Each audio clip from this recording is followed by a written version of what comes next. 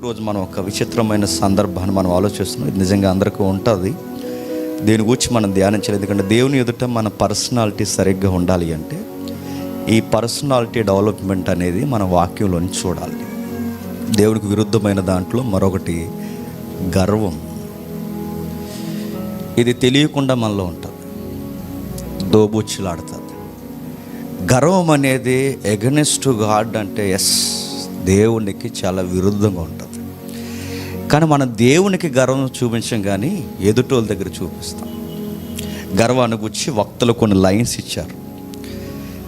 అటు పరలోక దూతల సమూహాన్ని నాశనం చేసింది గర్వం. అక్కడి నుంచి తనితే భూలోకంలో పడితే మరలా భూలోకం ఈరోజు నాశనం అయిపోతుందంటే గర్వం. నెక్స్ట్, పరలోకంలో పుట్టింది గర్వం, భూలోకంలో నడుస్తుంది ప్రస్తుతానికి గర్వం, రేపు నరకంలో శాశ్వత సమాధి కాబోతుంది గర్వం. అంటే దీని పుట్టుక లేదా దీని యొక్క ప్రారంభం సాతానుగడ దగ్గర నుంచి ప్రారంభమైంది. వాడు గర్వించి అని ఉంది. మరలా నాశనానికి ముందు ఏమి నడుస్తుందట. కాబట్టి దీని గురించి మనం తెలుసుకోకపోతే ఎఫెక్ట్ అయిపోతాం, దారుణంగా ఇబ్బంది పడతాం. అందుకే ఈ గర్వాన్ని కూర్చున్న కొన్ని విషయాలు మనకు తెలియాలి. దీని గురించి ధ్యానిద్దానికి ఆలస్యం చేయకుండా సామెతల గ్రంథం 21వ అధ్యాయం, సామెతల గ్రంథం 21వ అధ్యాయం కొన్ని వచనాలు త్వరగా చూద్దాం. సామెతల గ్రంథం 21వ అధ్యాయం 4వ వచనం చూడండి. అహంకార దృష్టియు గర్వ హృదయమును భక్తిహీనుల క్షేమమును పాపయుక్తములు. గర్వం ఏంటట? పాపం. గర్వమున్నవారు ఎలా తెలుస్తారంటే మొదట వాళ్ళ మాటలు మారిపోతాయంట. ఎలా ఉంటాయి? అదో రకంగా ఉంటాయి. ఏ చెప్పినా అదో రకంగా మాట్లాడుతుంటారు. చూసారా గర్వంగా ఉన్నవాళ్ళు? ఆ నిలబడే విధానం కానీ, వాళ్ళు చూసే విధానం కానీ, మనం చెప్తుంటే మనకు అటెన్షన్ ఇవ్వకపోవడం కానీ, అంటే మీరు నా లెక్కల్లో సరిపోరన్న సూపులు కనబడుతుంటాయి మనకి. అహంకార దృష్టి అంటే ఆ గర్వం ఆ కళ్ళల్లోనే కనబడుతుంది అన్నమాట. వారి చూపులో చెప్తే కొంతమంది చూస్తుంటే అదో రకంగా చూస్తారండి, ఇలా చూస్తుంటారు, ఇలా ఆ లుక్స్ చెప్తుంటే మనకు వీళ్ళకి చాలా బరువు ఉంది లోపల అని. మరి కొంతమంది అదో రకంగా మాడతారు. ఆడా ఏంటి, ఈడా, అదా, ఇదా. ఆ మాటలు చూస్తారు ఎలా ఉన్నాయో. ఇక చిన్న పెద్ద ఆత్మీయుడు సేవకుడు ఇవేం ఉండవన్నమాట. వాళ్ళ చూపుల్లో అహంకారం కనబడుతుంది, వాళ్ళ మాటల్లో ఆ తోలనాడుతుంటారు. అడుగుతున్నాను, నీకేమైనా నెలకు 3 లక్షలు వస్తుందా? ఆడా అంటున్నావంటే నువ్వు ఎమ్మెల్యే గారి జీతం ఏమైనా పుచ్చుకుంటున్నావు. నేనేమనాలని అడుగుతున్నాను. ప్రతి ఒక్కరిని డౌన్ చేసి మాట్లాడడం అనేది నీ మాటల్లో చెబుతుంది నీకు గర్వం ఉంది. నీ ఎవరినైనా సరేలేండి, ఆయన పని అయిందే, మన పని మందే, ఆ మాటలు ఉండవు నీకు. ఆడేవాడు నన్ను అనడానికి అంటావు, ఆడంటావు, ఈడంటావు, నోటికి ఎంత మాట వస్తే అంత. మరి ఈ మాట అంటే హట్ అవుతారని కూడా తెలిసి ఇంటెన్షనల్గా హట్ చేస్తావు. అంటే ఏంటి? నా ఏలి మీద ఎంట్రుక అన్నాడు ఒకడు. అబ్బా అడుగుతాను, దీన్ని ఏమన్నా తెలుసా? బైబిల్ బయట గురించి చెప్పట్లేదండి. ఈ బైబిల్ని ఫాలోవర్స్ గురించి చెప్తుంది. గర్వము, పాపము. వాళ్ళ హృదయం అంతా గర్వంతో నిండిపోయి ఉంటుంది. అందుకే ఆ హృదయం అంతా గర్వంతో ఉంటుంది కనుక మాటల్లో గర్వం కనబడుతుంది, చూపుల్లో గర్వం కనబడుతుంది, చేతల్లో గర్వం కనబడుతుంది, వాళ్ళు నిలబడడంలో గర్వం కనబడుతుంది. వీడికి గర్వం ఉంది అనడానికి ట్యాగ్ వేసినట్టు కనబడిపోతాడు అంతే. వీడి గర్విష్టి అని. ఒక మనిషిగా వీళ్ళకి గర్వం ఉందని మనమే డిక్లేర్ చేయగలిగినప్పుడు దేవుడు డిక్లేర్ చేయడం చెప్పండి. అందుకే రే గర్వం నువ్వు ఏదో ఫ్యాషన్ అనుకుంటున్నా. ఈ మధ్యకాలంలో ఎక్కువ ట్రెండ్ ఏంటో తెలుసా? గర్వంగా ఉండడమే గౌరవం అనుకుంటున్నారు. ఎంత రెక్లెస్గా మాట్లాడితే అంత తెలివితేటలు అనుకుంటున్నారు. లేదు అనుకోవట్లేదు చెప్పండి. ఎంత గర్వంగా మాట్లాడితే అంత ఫ్యాషన్ అనుకుంటున్నారు. ఎంత గర్వంగా బిహేవ్ చేస్తే అదే ఒక స్టైల్ అనుకుంటున్నారు. మధ్యకాలంలో చాలామంది గమనిస్తాను, ఈ పై బట్టని ఇప్పేస్తుంటారండి. పై బట్టన్ ఎక్కువ ఇది ట్రెండ్ ఉందన్న. పై బట్టి నడుతుందని ఎంతో ఒక 120 ఉంటుందని సెస్ట్. అడుగుతున్నా, ఎంత ఉంటుంది నీకు? ఏమైనా మిస్టర్ ఇండియాకి ఏమైనా ట్రై చేసావా? కొడితే 2 ఎముకలు ఇరిగిపోయేలాగా ఉంటాయండి. ఆ పై బట్టను ఇప్పేస్తుంటా, నిలబడుతున్నాడు పెద్దవాళ్ళు మాట్లాడుతుంటే వెళ్ళి నిలబడి చదువుతాంలే, అది తెలుసు చదువుతాను. మరి అది కాదు, రా లేటుగా వస్తున్నాడు, వస్తాం. ఈ వయసులో రాకపోతే ఏ వయసులో వస్తాం? లేటుగా వస్తాం. ఇవన్నీ యాటిట్యూడ్. మళ్ళీ చెప్తున్నాను, నీ బ్లెస్సింగ్స్ నువ్వు దూరం చేసుకుంటావు. దేవుడు దేన్నైనా సహిస్తాడు, కానీ గర్వంగా చూసే వాళ్ళని, గర్వంగా మాట్లాడే వాళ్ళని, ఎదుటోళ్ళని ఊరకే మాటల్లో డౌన్ చేసి మాట్లాడేవారిని వీడికి చాలా గోరోజున ఉందని చూస్తాడు దేవుడు. ఎక్కడ కొట్టాలి వీడిని, ఎక్కడ దించాలి వీడిని. వీడి కాన్ఫిడెన్స్ అనుకోరు దాన్ని, దేవుడు అనుకుంటాడు వీడి గర్వమే కాన్ఫిడెన్స్ అనుకుంటున్నాడు. తుంచేయాలనుకుంటాడు, తీసేయాలనుకుంటాడు, నలిపేయాలనుకుంటాడు. అందుకే చూడండి, ఆ గర్వాన్ని గురించి మాట్లాడుతున్నప్పుడు మరొక వక్త ఏమన్నాడంటే, గర్వం అనేది చెక్కకు పెట్టే చెదపురుగు లాంటిదంట. చెక్కకి చెద పెడితే పురుగుల నివారణ మందు మా దగ్గర దొరుకుద్దని బోర్డులు పెడతారు చూసారా? బిల్డింగ్ కట్టినా, ఇలా టాప్ మోస్ట్ సిటీస్లో మీరు బిల్డింగ్ కట్టినా నెంబర్ 1 వుడ్, అది రోజ్ వుడ్ అయినా, టేక్ అయినా, దేవదారు, మ్రాను, యెరూషలేము నుంచి మీరు తెప్పించిన ఏదైనా ఆ వుడ్కి ఒక్కసారి సెదబట్టిందో ఎంత కాస్ట్లీ వుడ్ అయినా కొలాప్స్. ఇది నీకు అర్థమైతే, ఒక విలువైన చెక్కకి సెద పడితే నాశనం అవుతుందని ఎంత వాస్తవమో, నీ విలువైన హృదయానికి, నీ జీవితానికి గర్వం పట్టిందో చదువు మటాస్ అయిపోద్ది, నీ ఉద్యోగ ప్రయత్నాలు ఎదురు తిరిగిపోతాయి, నీ కాపురం గల్లంత అయిపోద్ది, నీ మాట తీరు చూపును నువ్వు అదుపు చేసుకోండి. నీకు రాకపోతే నేను మళ్ళీ చెప్తున్నాను, నీ లైఫ్ నీకే వ్యతిరేకమైపోతుంది. ఎందుకు తెలుసా? నాశనానికి ముందు నీలో నడిచింది గర్వం నడిచింది. ఒక ఉదాహరణ చెప్తాను. గర్వం అనేది ఎక్కువ ఇతరులను గేలి చేస్తుంది. అది గేలంటే 1950 తర్వాత 1989 తర్వాత మన బ్యాచ్ పుట్టారు, తెలుగు మారిపోయింది. ఒక ఉదాహరణ చెప్పనా? రహదారిలో జాగ్రత్తగా వెళ్ళరంటే ఈ రోజు లుక్ ఎత్తారు. రహదారి అనకూడదు ఇప్పుడు ట్రెండ్కి. ఏమన్నా తెలుసా? రోడ్డు మీద జాగ్రత్తగా వెళ్ళాలంటే. రోడ్డు తెలుగు అది చూసి ఇంకా పోయింది, ఇంకా తెలుగు ఇంక మనకి. అందుకే గేలంటే ఎటకారం చేయడం, జోకులు వేయడం, వారిని డౌన్ చేయడం. అంటే గర్విష్ఠులు, ఇదిగో వీళ్ళ గర్విష్ఠులు అని చెప్పడానికి ఎదుటోడిని గేలి చేస్తారు, వాడికి పేర్లు పెడతారు, వాడిని తక్కువ చేస్తారు, వారి మీద జోకులు వేస్తారు, వాళ్ళని కావాలని డౌన్ చేస్తారు. జేమ్సా అంట, సురేషా తక్కువ చేసి మాట్లాడమన్నమాట, డౌన్ చేసి వీడికి గర్వం పట్టిందనడానికి గుర్తుండి చెప్పిన వీడికి ఓ పట్టాన్ని ఎవరు నచ్చరు అన్నమాట. అంటే అందరూ తక్కువే. ప్రపంచంలో గొప్పోడు ఎవడనంటే ఆడే. ప్రపంచంలో సెకండర్ అంటే 2వ ప్లేస్లో గొప్పోళ్ళు ఎవరు ఉన్నారంటే వాళ్ళు ఆవిడే. ఇంకెవరు ఉండరు ప్రపంచంలో గొప్పోడు నెంబర్ 1 ప్లేస్లో ఆయన ఉంటాడు, 2వ స్థానంలో చెప్పండి అలా ఆవిడ ఉంటుంది అన్నమాట. వీళ్ళిద్దరూ కలిసి ఎంతమందికి పేర్లు పెడతారండి. గర్వం, మళ్ళీ చెప్తున్నాను, గర్వం నాశనం చేస్తుంది, గర్వం తక్కువ చేస్తుంది, గర్వం నువ్వు గొప్పోడని చూపించుకోవడానికి ఎక్కువ ప్రయత్నం చేస్తాను. ఎక్కువ వాళ్ళని గమనించారా? నేను ఉండడం వల్లనే, నా వల్లే ఇవన్నీ ఏంటనుకుంటున్నారు? గర్వం. ఒక ఉదాహరణ చెప్తున్నా, ఆయన భలే చమత్కారంగా చెప్పాడు. చెరువు ఎండిపోతుంటే చెరువులో కొంగలో మాట్లాడుకుంటున్నారే, సమ్మర్ వచ్చింది, చెరువు ఎండిపోతుంది, నెక్స్ట్ టైం మనకి మనుగుడు ఉండదు, ఎటా అబ్బా అని ఫీల్ అవుతుంది. అంటే ఈ కొంగ బావలు నీతి కథలు బాగా చెప్పేవారండి అప్పుడు, పాత కథలండి.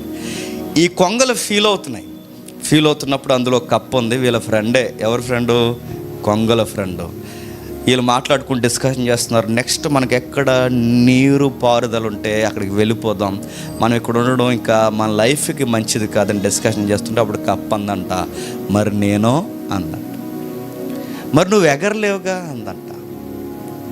అదే తీవ్రంగా ఆలోచిస్తున్నాను, మీరు లేనప్పుడు నాకు ఈ చెరువు ఎందుకు, ఇంకా నాకు మనుగడ కష్టం అవుద్ది, సుప్తావస్థలోకి వెళ్ళిపోలేకపోయావా అన్నారు. సుప్తావస్థ అంటే ఏంటంటే ఇంకంతే సంగతులు. ఇంకా దీర్ఘకాలిక నిద్ర సుప్తావస్థ అంటే మీకు స్టాండర్డ్ జీకేలో వస్తాయి ఇవన్నీ.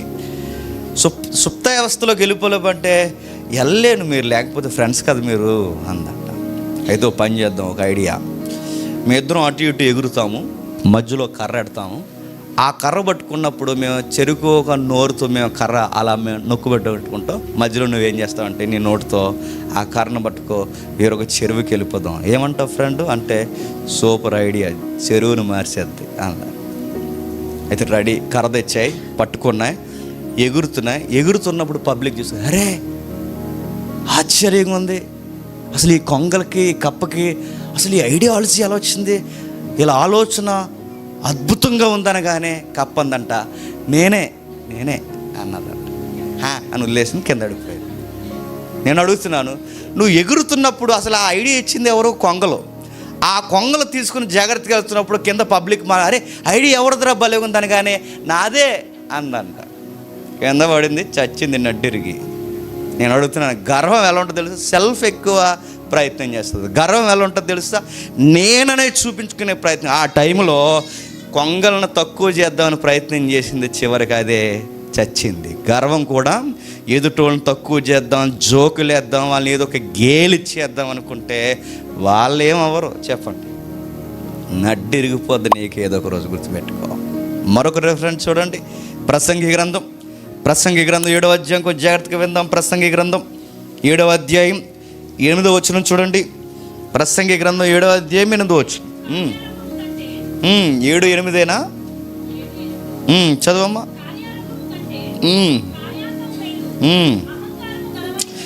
అహంకారము గలవాని కంటే శాంతము గలవాడు మేలు. అహంకారము గలవాడి కంటే ఎవరు మేలట? శాంతము గలవాడు. అహంకారం ఉన్నవాడికి ఏముండదు, అక్కడ ఉంది చెప్పండి. అహంకారం ఉన్నవాడికి ఏముండదు? శాంతం ఉండదు. వాడికి ఎప్పుడు ఫైరింగ్లో ఉంటుంది బండి. అహంకారం, వాడికి ఎవరో నచ్చరు, ఆడెక్కడో కూర్చోడు, ఆడు కుదురింగా ఉండాలని వాడికి అనిపించదు. వాడికి ఏమనిపిస్తుంది తెలుసా? అహంకార దృష్టి అంటే వాడికి మనశ్శాంతి ఉండదు. ఎవరికి మనశ్శాంతి దొరుకుతుంది? శాంతము గలవారు పీస్ఫుల్గా బతికేస్తారు. శాంతం లేని వారు ఎవరు చెప్పండి? అహంకారులు. ఆడి గురించి మాట్లాడతాడు, ఈడి గురించి మాట్లాడతాడు, ఈడి గురించి మాట్లాడతాడు. నేను మళ్ళీ అడుగుతున్నాను, నువ్వు అందరి గురించి మాట్లాడతావు, దేవుడు నీ గురించి మాట్లాడతాడు. వాళ్ళిద్దరు అబ్బాయి, నువ్వు చాలా తేడాగా ఉన్నావు.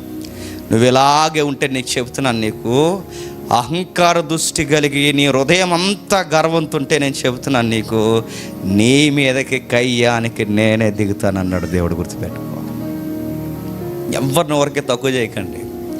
ఒకవేళ సందర్భం వచ్చి వాళ్ళు ఈ తప్పుడు నేచర్ అంటే ఈ విధానం బాలేదని అక్కడి వరకు మాట్లాడుకుని మనం వదిలేయాలి తప్ప, వాడిని ఎంత గేలి చేయాలి అంత గేలి చేస్తున్నాం అనుకోండి, బైబిల్ ఎరిగిన వాడుగా నువ్వు గుర్తుపెట్టుకో, ఇది దేవుని దృష్టికి చెప్పండి మంచిది కాదు. దేవుడు ఏమాత్రం దీన్ని గౌరవించడు. మరో పదం అన్నాడు ఒక రచయిత, ఏమంటాడు తెలుసా? నరకానికి జాతీయ మతం అంట. ఏంటి చెప్పండి?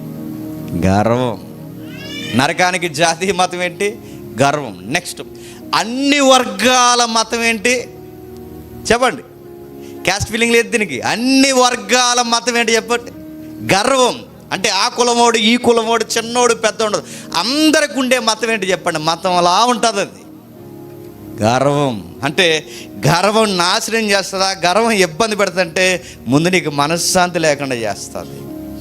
ఒక చెక్కకి చెద పడితే నాశనం అవుతున్నది ఎంత వాస్తవమో, ఇదిగో నీకు గర్వం పడితే నీ కొంపను నాశనం చేస్తావు, నీ సంసారం నాశనం చేస్తావు, నీ లైఫ్ని నాశనం చేస్తావు, చివరికి నువ్వు నాశనం చేసుకుంటావు.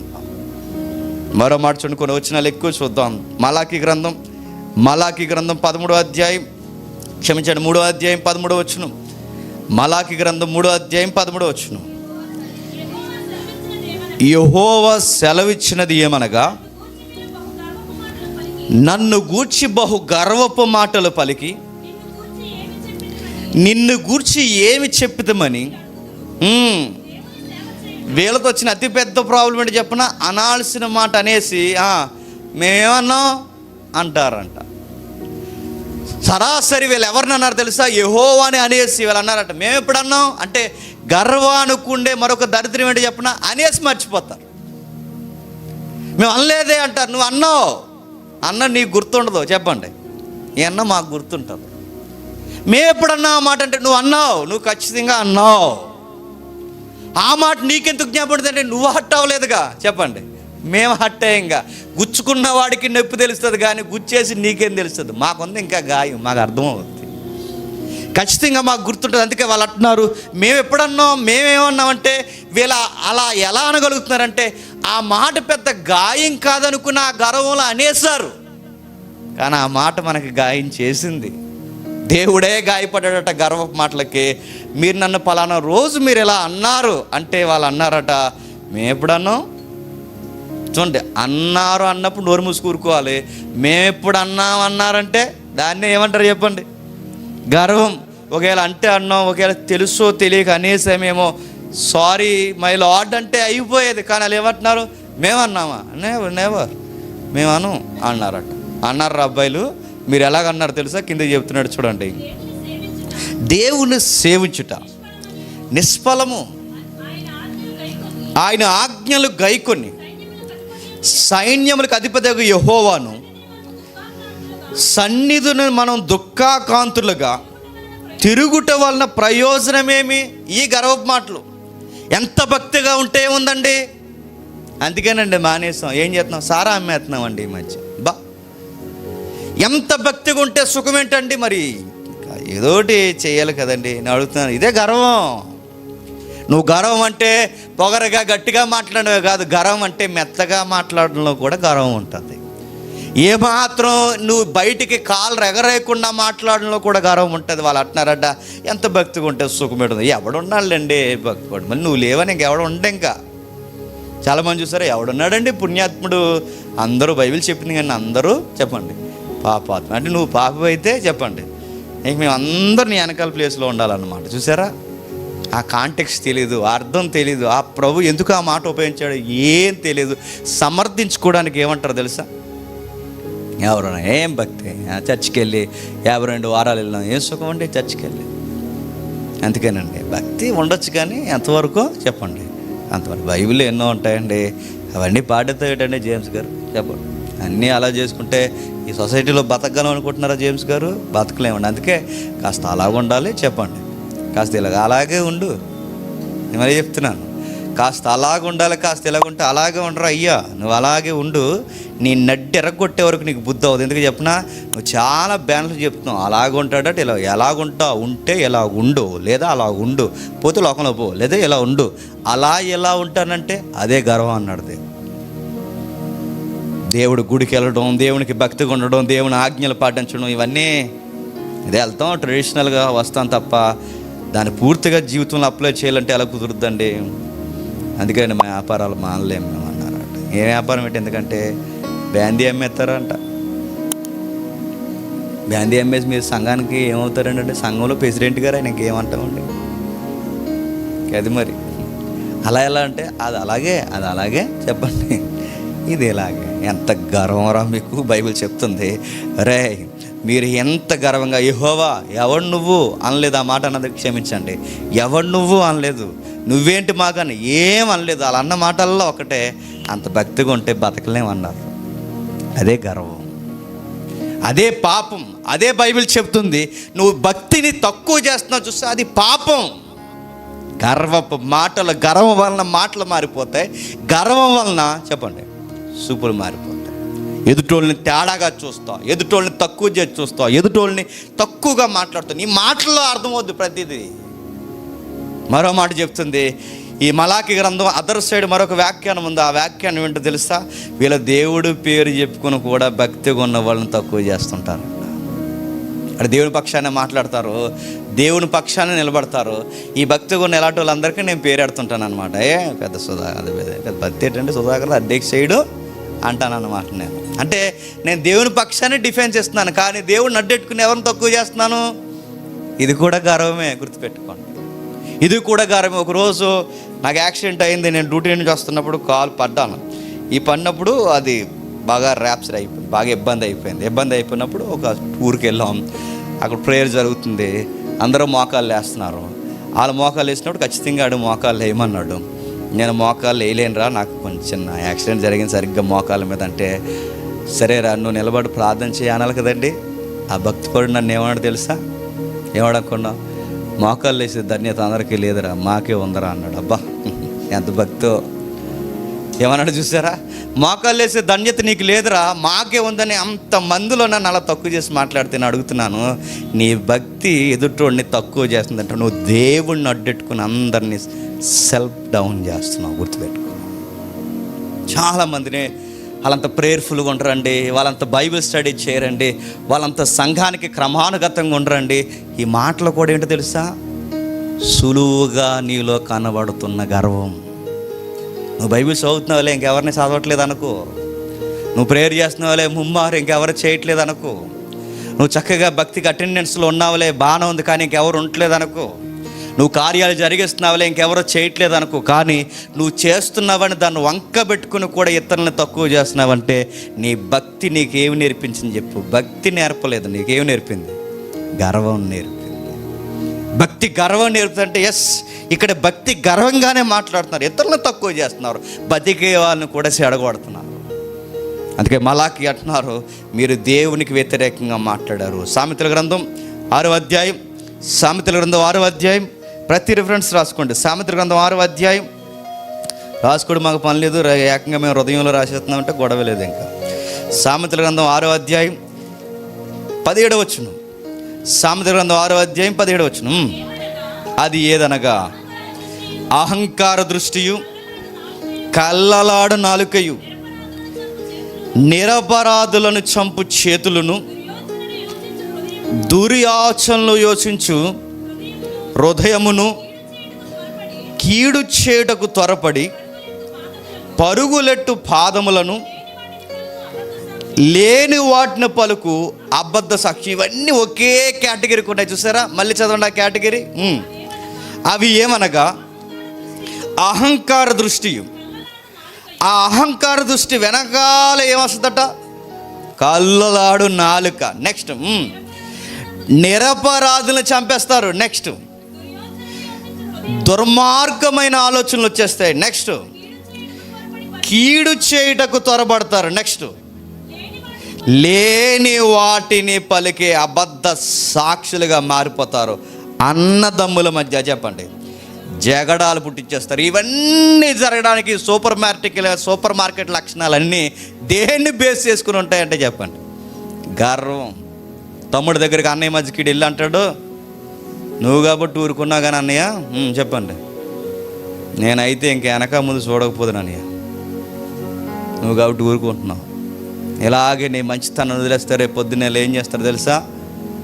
ఆ అటాచ్డ్ బాత్రూమ్, ఆ పక్కన మీ ఇద్దరికి అటాచ్డ్ బాత్రూమ్ ఉందట, అందులో కూడా రానివ్వరేమనుకుంటున్నావు అనగానే వీడు రెచ్చిపోతాడు తమ్ముడి మీద. ఏం చేయమంటావు ఇప్పుడు అంటే, ఏం చేయమంటావు? రెండు తగిలించి గట్టిగా తగిలింతే కానీ ఊరుకోరని అన్నదమ్ములు ఇద్దరు గొడవ పెట్టేస్తారు.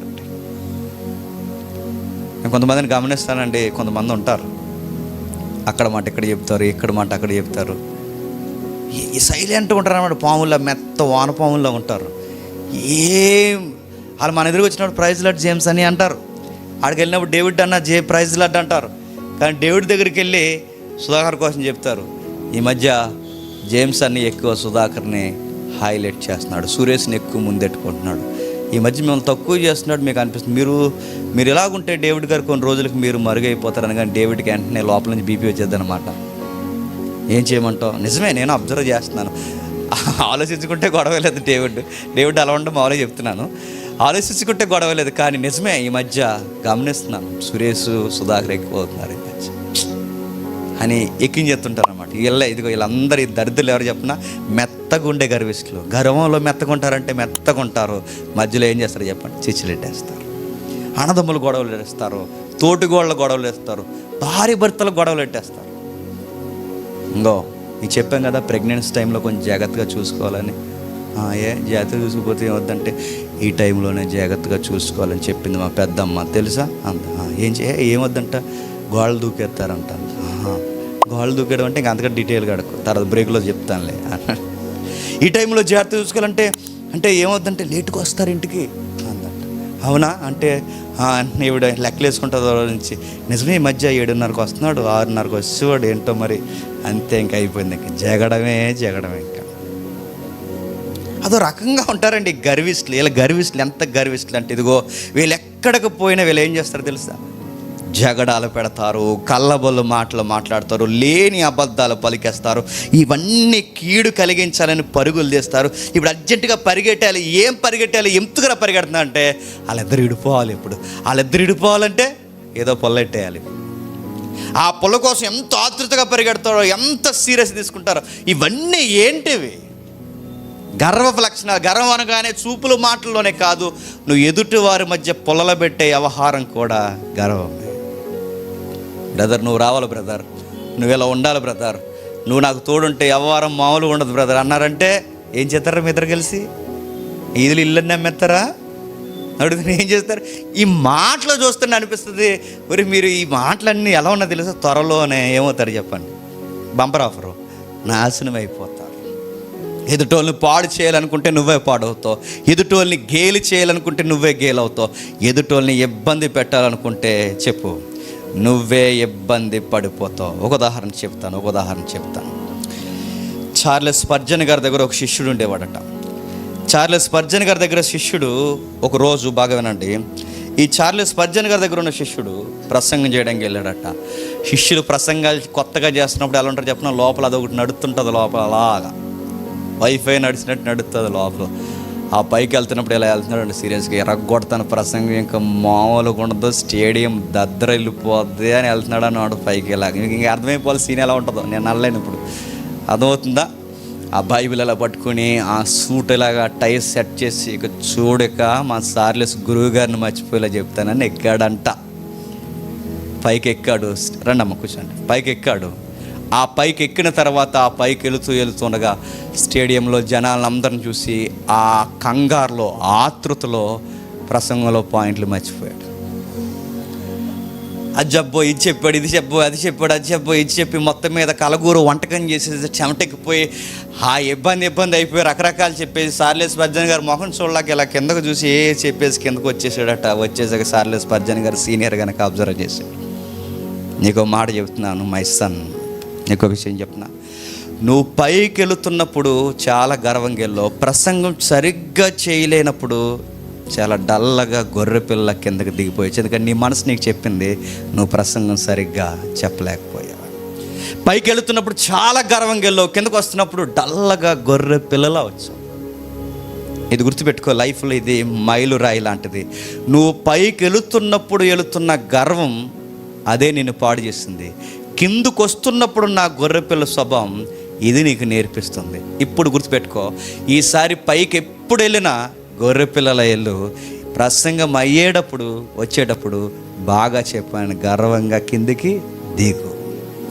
నువ్వు పైకి వెళ్ళేటప్పుడు చూపించాల్సింది, బాగా నువ్వు పైకి వెళ్ళేటప్పుడు చూపించాల్సింది కిందకు వచ్చేటప్పుడు చూపించావు, కిందకు వచ్చేటప్పుడు చూపించాల్సింది పైకి వెళ్ళేటప్పుడు చూపించు. అందుకే నీ ప్రసంగం నీరు గారిపోయింది అన్నాడు. ఇప్పుడు చెప్పండి, గర్వం ప్రసంగాలను కూడా పాడు చేస్తుంది అంటే పాడు చేస్తుంది, కనబడకుండా చేసేస్తుంది, సేవ లేకుండా చేస్తుంది. చివరికి మనం ఏమైపోతామంటే చివరికి అరే వీడు పెద్ద గర్విష్ట్రా అని మన మీద ఒక ముద్ర వేసేస్తారు. చివరికి మనల్ని గేలి చేసే వాళ్ళు ఎక్కువైపోతారు. గర్వం ఉంటే ఎదుటోళ్ళ మీద జాలి కూడా లేకుండా మాట్లాడతారండి. ఒక ఉదాహరణ చూద్దామా? యోహాను సువార్త చూడండి. యోహాను సువార్త త్వరగా యోహాను సువార్త రెఫరెన్స్ ఎక్కువ ఉంటే కొంచెం చూడండి. యోహాను సువార్త 9వ అధ్యాయం 34 వచనం చూడండి. యోహాను సువార్త 9వ అధ్యాయం 34 వచనం. అందుకు వారు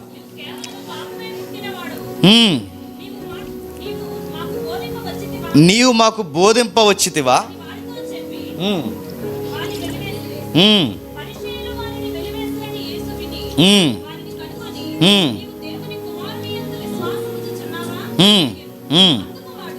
అందుకు వారు, ప్రభువా నేను వారి యందు ఆయన యందు విశ్వాసముంచుటకు ఆయన ఎవడన్నాడు. ఇక్కడ ఎవరండి? సీన్ ఏం జరుగుతుందండి? ఓ గ్రుడ్డివాడికి ఏమొచ్చిందండి? చూపు వచ్చింది. ఆ గ్రుడ్డివాడికి చూపు వస్తే 34 వచ్చింది ఏమంటున్నాడు? నువ్వు పాపివారు, అందుకని నీకు గుడ్డితనం వచ్చింది అన్నారంట. అండ్ గుడ్డివారిని చూస్తే ఎంత జాలి పడాలండి. వాళ్ళు రోడ్డు దాటలాడినప్పుడు ఎంత జాలి పడతామండి. వాళ్ళు గుడ్డిగా ఉన్నప్పుడు అరే వీళ్ళకి లోకం కనబడట్లేదు ఎంత జాలి పడాలండి. వీళ్ళకి జాలే రావట్లేదంటే ఈ పరిచయాలకి వీళ్ళకి ఏముంది చెప్పండి? లోపల గర్వం ఉంది. కళ్ళు లేనుడు కళ్ళు చిన్న కళ్ళు కనబడుతున్నాయి అంటే వీళ్ళు అన్నారట, నువ్వేట్రమ్మా చెప్పేది, పాపివు నువ్వు అన్నాడు. గర్వం ఏం మాట్లాడో చెప్పనా, అందరు పాపాత్ములు చెప్పండి, నేను ఒక్కడనే పుణ్యాత్ముడని మాట్లాడుతుంది లోపల ఉండి. గర్వం, నీకు గర్వం ఉందనడానికి లక్షణం ఏంటి చెప్పనా, చర్చిలో ఎవ్వరు మంచోళ్ళు కాదు చెప్పండి, నువ్వు మీ ఆవిడే మంచోళ్ళు అంతే.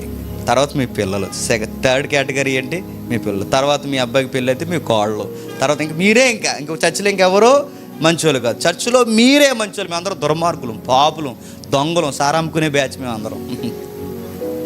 అడుగుతున్నాను నేను.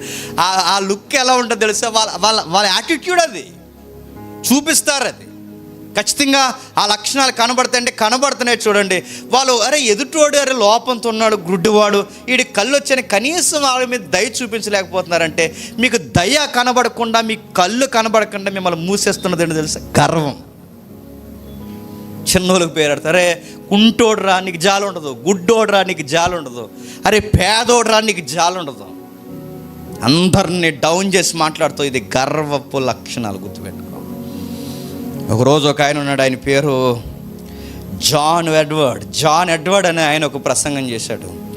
ఆ ప్రసంగం ఇలాగ గర్వం మీద ప్రసంగం చేస్తే, ఒక తల్లి, సంసారం చేస్తున్న తల్లి లేచి వచ్చి చీటీ మీద రాసిచ్చింది, బయటికి చెప్పలేక, అయ్యా మా ఆయనకి చాలా గర్వం ఉంది, ఏ గొడవలు పెట్టుకుంటాడు, నన్ను వచ్చి కొడతాడు, నా మీద అరుస్తాడు, నన్ను లోకు చేసి మాట్లాడతాడు, నన్ను చాలా ఇబ్బంది పెట్టేస్తాడు. మీరు ఈ ప్రసంగం చేసిన తర్వాత నాకు అర్థమైంది ఇది గర్వపు లక్షణాలని. మా ఆయనకి చాలా గర్వం ఉందయ్యా, కాపురం విడిపోయేలా ఉన్నాం, పిల్లలు ఏకాకిలు అయిపోయేలా ఉన్నారు, ఈయన వల్ల మేము రోడ్డు మీద పడిపోయేలా ఉన్నాం అని జాన్ ఎడ్వర్డ్ ప్రసంగానికి ఒక తల్లి సీటు మీద రాసుకొని వచ్చింది. 1000 మంది పురుషులు ఉన్నారు. ఎవడో ఇలా ఆయన ఎక్కడ ఉండుంటాడు అనుకుని ఫిక్స్ అయ్యాడు. ఆయన సీటు తీసి బయటకు ఓపెన్గా చదివేశాడు. ఏమని చదివేశాడంటే, ఇదిగో ఎవరో ఒక భార్య రాసింది, నేను పేరు చెప్పను, ఈ లక్షణాలు కలిగిన వారు ఎవరైనా ఉంటే చెయ్యొత్తని మీ కొరకు నేను ప్రార్థన చేస్తానంటే 1000 మందిలో 800 మంది చెయ్యెత్తారంట. ఎంతమంది? 1000 మందిలో 800 మంది చెయ్యెత్తారు, నిజాయితీగా, సిగ్గు లేకుండా. ఈ గర్వం ప్రసంగం చెప్పిన తర్వాత, ఎస్ నాకు ఈ గర్వం ఉంది, మా ఆవిడని తక్కువ చేసి మాట్లాడతాను, నాకు ఈ గర్వం ఉంది, తన ఊరకే తన మీద చేయలేపు నేను కొడతాను, నాకు గర్వం ఉంది, ప్రతీది తన మీద నిందేస్తాను, నాది ఏ తప్పు లేదన్నట్టు నేను బిహేవ్ చేస్తాను, నా గర్వం ఉందని 800 మంది ఒప్పుకున్నారట. నేను అడుగుతున్నాను, ఇక్కడ సుమారు ఒక 300-400 మంది ఉన్నాం అనుకోండి, మెసేజ్ చివర్లు అడుగుతాను, అందరు కళ్ళు మూసుకున్నాక చెయ్యెత్తేయండి, నేను ఒక్కడనే చూస్తాను, దేవుడు చూస్తాను, ఎవరు పక్కోలేక చూడకండి, చూస్తే గర్వం ఉన్నట్టే. మీకు గుర్తుపెట్టుకోండి, నేను నిజాయితీగా ఒప్పుకుంటున్నాను. ఎందుకంటే గర్వం నరకానికి మతం అంటే గుర్తుపెట్టుకోండి. నరకం జాతీయ మతం ఏంటంట, గర్వం అంటే గర్విష్ఠులు ఎక్కడుంటారండి అంటే హెవెన్లో ఉండరు, ప్యారడైజ్లో ఉండరు, చర్చ్లో ఉండరు. వీళ్ళకి రిజర్వేషన్ ఉందంటే ఎక్కడికి, నరకానికి. సార్ మమ్మల్ని ఏ కారణం మీద నరకంలో వేస్తారు ప్రభు అంటే, నీ సూపులు బాగాలేదురా వేస్తాను అంటాడు దేవుడు, నీ మాటలు బాగాలేదు ప్రభువా, నన్ను ఏ కారణం మీద నేను వ్యభిచారం చేయలేదే, దొంగతనం చేయలేదే, అబద్ధాలు ఆడలేదే, నేను ఎవరిని కొట్టలేదు, తిట్టలేదు, నన్ను ఎంతకు వేస్తా ప్రభు అంటే, నువ్వు మెత్తగా కనబడుతున్న గర్విష్ఠువురా నువ్వు, అందుకే నరకంలో వేస్తాను. నరకానికి పోవడానికి మనం మాట్లాడుకుంటున్న ఈ 7 పాపాలన్నీ ఇవి నరకానికి తీసుకెళ్తాయి. అంటే చచ్చిన తర్వాత నరకానికే కాదు, బతుకుండగా నేను ఊరుతాడు దగ్గర కూడా తీసుకెళ్తాయి. ఒక ఉదాహరణ చెప్పనా, ఎస్తేరు గ్రంథం తీయండి ఒకసారి. ఎస్తేరు గ్రంథం 6వ అధ్యాయం, ఎస్తేరు గ్రంథం 6వ అధ్యాయం, జాగ్రత్తగా చూడండి. ఎస్తేరు గ్రంథం 6వ అధ్యాయం 6వ వచనం. ఎస్తేరు గ్రంథం 6వ అధ్యాయం 6వ వచనం.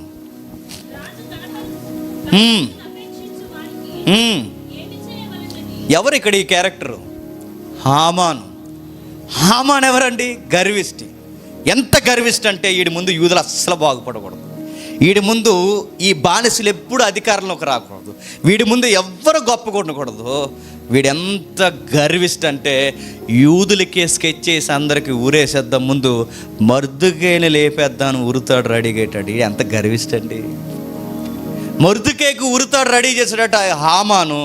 ఒకరోజు రాజు మాట్లాడుతున్నాడు, అయ్యా నిన్న విషయం అడుగుతున్నాను, ఇంకో మన సమాజంలో మన రాజ్యంలో అలాంటి కార్యాలు చేసిన వాళ్ళకి ఎలాంటి బహుమానాలు ఇవ్వాలి, సత్కార్యాలు ఎలా ఉండాలంటే వీడు మొదలెడుతున్నాడు. ఎంత గర్వమో చూడండి, ఈ రాజ్యంలో ఇంకా నాకు అంత మంచోడు ఇంకెవడు చెప్పండి లేడు, ఎవరినైనా గౌరవిస్తే రాజు చెప్పండి నన్నే గౌరవించాలి, ఇక ఈ రాజ్యంలో నాకు అంత మంచోడు ఎవరు లేడని లిస్ట్ చెప్పేస్తున్నాడు. లిస్టు ఇంకా ఏమని సన్మానిస్తారంటే, ముందు సింహాసనం వేసేయండి, తర్వాత ఉంగరం వేసేయండి, తర్వాత మంచి బట్టలు వేసేయండి, తర్వాత ఊరేగించండి, రాజు తర్వాత మీదే కేటగిరీ అంత పవర్ ఇచ్చేయండి, ఇన్ని లక్షణాలు చేసి మీరు సన్మానించండి, ఎందుకంటే మీరు పొగడాలనుకుంటున్న వ్యక్తికి మాత్రం గౌరవం ఉండాలి అన్నాడు. వీడు ఎందుకు ఇవన్నీ లిస్ట్ చెప్తున్నాడు చెప్పినా, నాకే చేస్తాడు అనుకుంటున్నాడు వీడు. గర్విష్ఠులు ఏమనుకుంటారు చెప్పండి, అంతా నాకే జరుగుద్ది మంచి చెప్పండి, ఇంకెవరికి జరగదు అనుకుని లిస్ట్ ఓపెన్ చేసి లిస్ట్ చెప్తున్నాడు వీడు. నన్ను కాకపోతే ఇంకెవరిని చేస్తారు, సింహాసనం ఎక్కించేయండి నన్ను అన్నాడు. అప్పుడు రాజు అన్నాడు, నువ్వు ఎక్కాల్సిన సింహాసనం కాదు చెప్పండి, ఊరికంబం ఎక్కాలి. నువ్వు చెప్పిన ఈ లిస్టు మొర్దుకేకి జరుగుద్ది, నువ్వు ఎక్స్పెక్ట్ చేయనిది చెప్పు, నీకు ఊరుతాడు రాబోతుంది. హామాను పాడైపోవడానికి కారణం ఏంటి చెప్పండి, గర్వం. నీ ప్రజలు నీ కుటుంబీకులే ఉండాలనుకున్నా చూసావా, అది గర్వం. హామాను పతనమైపోవడానికి కారణం ఏంటి చెప్పండి, గర్వం. హామాను దేశంలో అందరి ముందు ఉరి తీయబడ్డానికి కారణం ఏంటి చెప్పండి, గర్వం. నీ కుటుంబీకులు నీ వంశమే బాగుండాలనుకున్నావు, ఇది గర్వం. ఇది నువ్వు ఒప్పుకోకపోయినా నేనే బాగుండాలి, నా పిల్లలే బాగుండాలి, మేమే బాగుండాలన్నది గర్వం. గుర్తుపెట్టుకో. హామాను పతనమైపోయాడు, తెర మీదకి మొర్దుకి వచ్చేసాడు. గర్వం ఇతరులను తక్కువ చేయడమే కాదు, ఇతరులని చంపేయాలని కోరుకుంటుంది. విషయం ఏంటి చెప్పినా, అది వాళ్ళని చంపదు, నిన్ను చంపేస్తుంది, ఖచ్చితంగా చంపేస్తుంది. ఎందుకంటే నాశనానికి ముందు ఖచ్చితంగా గర్వం నడుస్తుంది. సామెతల గ్రంథం చూడండి, 3వ అధ్యాయం. సామెతల గ్రంథం 3వ అధ్యాయం 34 వచ్చిన చూడండి. సామెతల గ్రంథం 3వ అధ్యాయం 34 వచ్చిన. అపహాసుకులను ఆయన అపహాసించును, దీనుని ఎడల ఆయన దయచూపును, జ్ఞానులు ఘనతను స్వతంత్రించుకుందరు. ఎవరు అపహాసం చేస్తారు, గర్విష్ఠులే అపహాసం చేస్తారు. ఇప్పుడు అన్ని టీవీ షోలు అన్నీ ఏంటి చెప్పండి, గర్విష్ఠుల షోలు అయ్యి. మీరు కామెడీ షోలు అనుకుంటున్నారేమో, ఎదుటోడిని కొడితే మీరు అందరూ సిగ్గు లేకుండా నవ్వడం, ఎదుటోడి మీద డైలాగులు వేసి ఎదుటోడి మీద కాపరాల మీద జోకులు వేస్తే ఇది కామెడీ అనుకోండి. ఇదంతా ఏంటి తెలుసా, గర్వం. వయసులో చిన్నోడు ఉంటాడు హీరో, చూసారుగా తెలుగు కథలు. వయసులో చిన్నోడు ఉంటాడు హీరో, కమెడియన్ హీరో కన్నా పెద్ద వయసులో ఉంటాడు, కానీ ఆ కామెడీ యాక్టర్ని చిన్న హీరో ఆయన చంప మీద కొట్టిన వెంటనే ఆడియన్స్ అందరూ నవ్వుతారు. దీన్ని ఏమంటారు చెప్పండి, దీన్ని హాస్యం అంటారు, దీన్ని అపహాస్యం, గర్వం అంటారు. ఒక పెద్దోడిని కొడితే నవ్వుతున్నావు, ఒక పెద్దోడి గోచిపెట్టి లాగితే నువ్వు నవ్వుతున్నావు, ఒక పెద్దోడి మీద జోకులు వేస్తే నవ్వుతున్నావు, ఒక పెద్దోడిని తక్కువ చేస్తే నవ్వుతున్నావు, ఆ వృద్ధుల మీద నువ్వు ఎటకారం చేస్తే నవ్వుతున్నావు. నువ్వు కామెడీ స్కిట్లు అంటే భార్యలను తక్కువ చేసి భర్తలను తక్కువ చేసి కాపురంలో డబుల్ మీనింగ్ డైలాగులు మాట్లాడుతుంటే నీకు ఆ జబర్దస్త్ లాంటి షోలు నీకు నచ్చుతున్నాయంటే నువ్వెవడవో తెలుసా. అక్కడ ఆ స్కిట్లో యాక్ట్ చేస్తున్నది అందరూ గర్విష్ఠులు, వాళ్ళు చూస్తున్న నీవు కూడా గర్విష్ఠి కనుకే నీకు ఆ షో నచ్చుతుంది. డౌన్ చేసి జోక్ లేడు, డౌన్ చేసి జోక్ లేడు, తక్కువ చేసి మాట్లాడు. ఎప్పుడు గుర్తుపెట్టుకోండి, మీరు రూమ్స్లో ఉంటారు, నేను చదువుకుంటూ మీ పిల్లలు చెప్తున్నాను, మీరు నలుగురు కలిసి ఒక రూమ్లో ఉన్నప్పుడు మీ ముగ్గురు కలిసి ఒకరిని నేర్పించకండి, ఇది గర్వం. గుర్తుపెట్టుకోండి. నలుగురు కలిసి మీరు ఈదులో కాపురం చేస్తున్నప్పుడు మీరు నలుగురు కలిసి 3 ఇంటి మీద తక్కువ చేసి మాట్లాడకండి, ఇది గర్వం. వచ్చిన వాళ్ళందరూ కూర్చోబెట్టి టీయో కాఫీలు ఇచ్చి వాళ్ళు అలాగా వీళ్ళు ఎలాగా అని చెప్తే దేవుడు అంటాడు, వీడు చాలా అలా ఉన్నాడు అంటాడు దేవుడు. గుర్తుపెట్టుకో. దేవుడు ఖచ్చితంగా చూస్తాడు. కొన్ని విషయాలు మనకి ఎందుకు కలిసి రావో చెప్పినా, ముందు ఆ మాటలు మార్చు, ఆ చూపులు మార్చు, ఆ దరిద్రం ఎదుటోళ్ళు కూర్చి తక్కువ చేసి మాట్లాడడం మానే. బాడీ షేమింగ్ చేస్తుంటావు చాలాసార్లు. బాడీ షేమింగ్, నువ్వు అందంగా ఉన్నావు పెద్ద పోటీ గడవని అందరికీ పేర్లు పెడుతుంటావు. అలాగున్నారండి, ఎలాగున్నారండి, మూత వంకరగా ఉందండి, కాలు వంకరగా ఉందండి. నీకు చాలా వంకర ఉంది, నీకు తెలియలేదు. నీకు మొత్తం నీ హృదయమే వంకరగా ఉంది, నీ మాటే వంకరగా ఉంది, నీ చూపే వంకరగా ఉంది. నువ్వు అందంగా ఉన్నవని అందరిని తక్కువ చేస్తే గర్వం. గుర్తుపెట్టుకో. నువ్వు చక్కగా ఉన్నవని అందరిని తక్కువ చేసి మాట్లాడితే గర్వం. గుర్తుపెట్టుకో. ఎదుటో ఈదులో నువ్వేదో స్థిరపడ్డావని ఈదులో ఉన్న వాళ్ళందరికీ పేర్లు పెడుతూ నువ్వు తిరుగుతున్నావు అంటే గుర్తుపెట్టుకో, గర్వం. గుర్తుపెట్టుకో. అడుగడుగున నీకుంది, బైబిల్ చెబుతుంది, గర్వం ఉంది, గర్వం ఉంది. అపహాసుకులను ఆయన అపహసిస్తాడు, దీనుడి ఎడల ఆయన దయ చూపిస్తాడు. ఎవడి మీద నువ్వు జోకేస్తావు, ఎవడు నువ్వు తక్కువ చేసి మాట్లాడతావు, ఎవడు నువ్వు కావాలని గిచ్చి మాట్లాడతావు, వాడేమండో నువ్వు అన్ని మాటకు బాధపడి ఇంకేం చేయలేడు, అలా మౌనం అయిపోతాడు. ఎందుకంటే నీతో ఆడు వాదించలేదు, ఎందుకంటే ఆడు నీలా గర్విష్టి కాదు కనుక వాదించడు, సైలెంట్ అయిపోతాడు. ఒక విషయం చెప్తున్నాం, నీ మాటల చేత సైలెంట్ చేసేస్తావు కానీ గుర్తుపెట్టుకో, నీ మీద దేవుడే జోకులు వేయడం స్టార్ట్ చేస్తాడు. దేవుడు జోకులు వేస్తే ఎలా ఉంటుందండి? దేవుడు జోకులు వేస్తే ఎలా ఉంటుంది తెలుసా? ఇంకా లైఫ్లో దారిని పోయి కుక్క కూడా చూసి మనల్ని నవ్వుతుంది. గుర్తుపెట్టుకో, కుక్క పనికిరాని కుక్క కూడా మనల్ని చూసి నవ్వుతుంది. ఎందుకంటే నువ్వు కుక్క కూడా లోకి అయిపోతావు. దేవుడు నీ మీద జోకులు వేయడం స్టార్ట్. దేవుడు జోకులు వేయడం అంటే డైలాగులు చెప్పడు, కామెడీ అయిపోయేలా చేసేస్తాడు జీవితాన్ని. దేవుడు అదే చెప్తున్నాను, నువ్వు ఎదుటోళ్ళని ఎటకారం చేసావంటే నేను ఎటకారం చేస్తాను. ఎదుటోళ్ళని తక్కువ చేసావంటే నేను నిన్ను తక్కువ చేస్తాను. ఎదుటోళ్ళని డౌన్ చేసావంటే ఇదిగో నీ మీద ఎలా డౌన్ఫాల్ స్టార్ట్ చేయాలో నేను స్టార్ట్ చేస్తాను. జాగ్రత్త. నీకు గర్వ దృష్టి ఉందేమో, ఆపే. నేను హట్ చేశారా, హట్ అవ్వు. నేను ఎవరు ఇబ్బంది పెట్టారా, ఇబ్బంది పడు. ఒక విధంగా అది నీకు ఘనత. ఎందుకంటే మనం బాధపడినప్పుడు మన పక్షం మనం చేయబట్టుకునేది ఎవరు చెప్పండి? దేవుడు పట్టుకుని. నువ్వు ఎదుటోళ్ళని బాధ పెడితే నీ చేయి వదిలేస్తాడు చెప్పండి? వాళ్ళు చేయబట్టుకుంటాడు. మరో వచనం చూడండి, సామెతల గ్రంథం 15వ అధ్యాయం, సామెతల గ్రంథం 15వ అధ్యాయం 12వ వచనం. సామెతల గ్రంథం 15వ అధ్యాయం 12వ వచనం.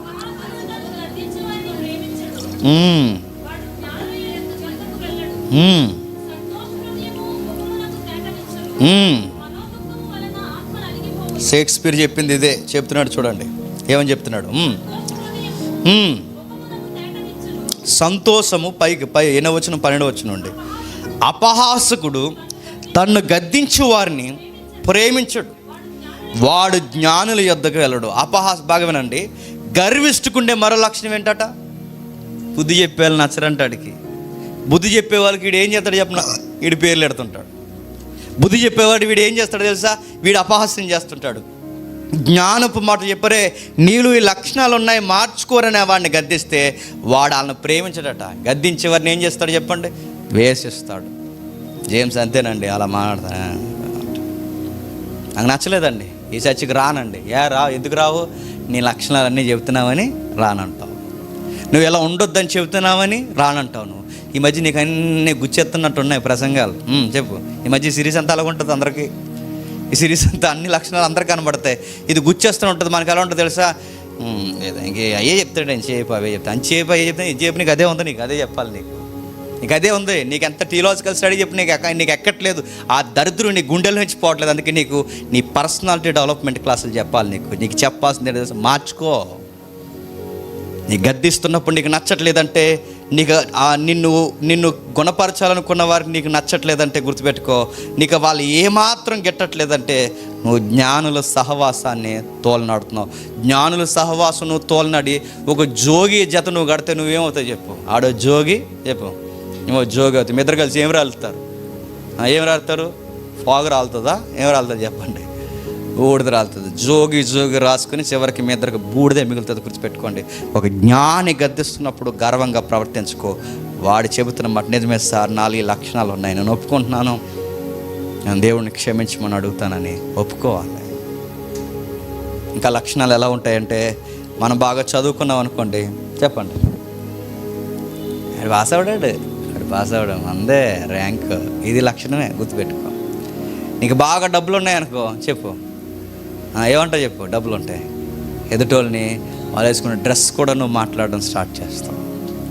ఆస్తిని బట్టి ఎదుటోళ్ళని తక్కువ చేస్తారు, చదువుని బట్టి ఎదుటోళ్ళని తక్కువ చేస్తారు, నాలెడ్జ్ని బట్టి నీకు ఎక్కాల బాగొచ్చు, వాడికి 2 ఎక్కవచ్చు, వాడిని ఎంత ఎటకారం చేస్తాం. నేను మళ్ళీ చెప్తాను, ఇవన్నీ ఏ లక్షణాలు సార్ అంటే దేవుడికి నచ్చని లక్షణాలు. ఖచ్చితంగా ఇవి ఎక్కడ తీసుకెళ్తాయంటే, మీ జాతీయ మతం ప్లేస్ ఒకటి ఉంది, అయోధ్యలంక కాదు అది, ఎక్కడ చెప్పండి? నరకం. అక్కడ తీసుకెళ్తే అక్కడ తీసుకెళ్ళినప్పుడు కేటగిరీస్ ఉంటాయి. గర్వం 1, గర్వం 2, గర్వం 3, గర్వం 4 నెంబర్లు ఉంటాయి అన్నమాట. ఇది బాగా కొంచెం ఎక్స్ట్రీమ్ 2, ఎక్స్ట్రీమ్ 3, ఎక్స్ట్రీమ్ 4. ఎవడు రీడంటే బాగా యాటిట్యూడ్ చూపించాడు, అందుకే వచ్చేసాడు. వచ్చారా ఇక్కడ జాయిన్ అయిపోయినాను, కొంచెం ప్లేస్ ఇవ్వండి, ఇక్కడికి ఇలా జాయిన్ చేసి కాల్చేయండి బేగ కాల్చేయనట్టు కాల్చేయడమే. ఆ రోజున అడుగుతాను, నువ్వు ఎవరి మీద చూపిస్తావు పొగరా? రోజు నరకానికి ఎందుకు వెళ్ళిపోయాం ప్రభు అంటే ఒక్క మాట బైబిల్ చెప్తుంది, గర్విష్ఠులు ఖచ్చితంగా నరకానికి. ఎందుకంటే నరకంలో బాగా వినండి, నరకంలో గర్వం అంతమైపోద్ది. పరలోకంలో గర్వం పుట్టింది, భూలోకంలో పనిచేస్తుంది. నెక్స్ట్ ఒకరోజు నరకంలో అంతమైపోతుంది.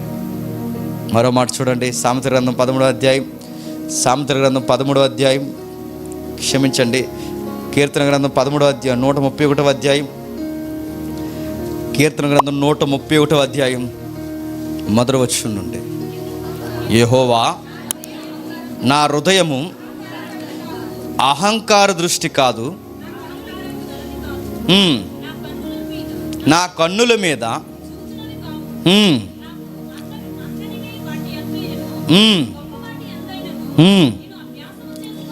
నేను అభ్యాసము చేసుకున్నట్లేదు. నేను నా ప్రాణము నిమ్మలపరుచుకొని ఉన్నాను, సముదాయించుకొని ఉన్నాను.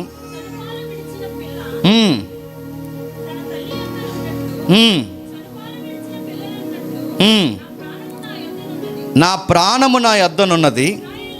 ఇశ్రాయేలు, ఇది మొదలుకొని నిత్యము యెహోవా మీదనే ఆశ పెట్టుకొని ఏమని చెప్తున్నాడు చూడండి.